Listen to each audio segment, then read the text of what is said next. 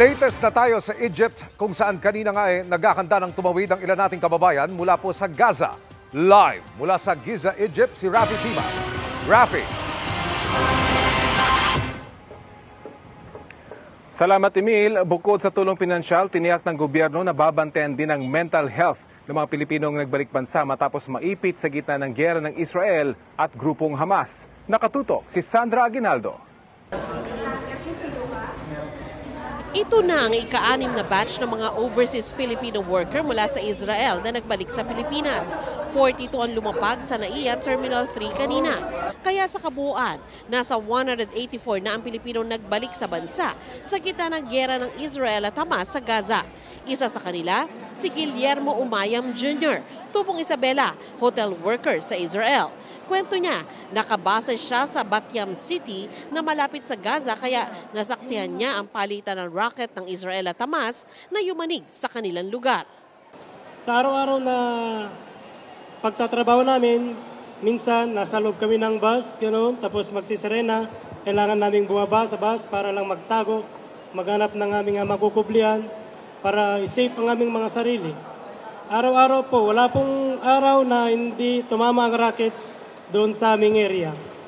Kaya si Guillermo, wala na raw balak bumalik doon. Napagpasyahan ko po na umuwi kasi para na rin po sa aking seguridad at sa aking pamilya kasi sila ay nag-aalala po sa amin. Buna po yung loob ko na dito na lang po. Maghanap na lang po ako ng ibang bansa, huwag lang po doon sa Israel. Ang ganitong karanasan ng mga OFW mula Israel, hindi raw pinalalampas ng Department of Health at Department of Social Welfare and Development.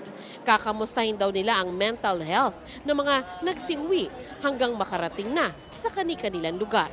Meron kaming psychiatrist na kasama dun sa team, no? So more or less, they can easily assess dun sa pagkikipag-usap pa lang nila.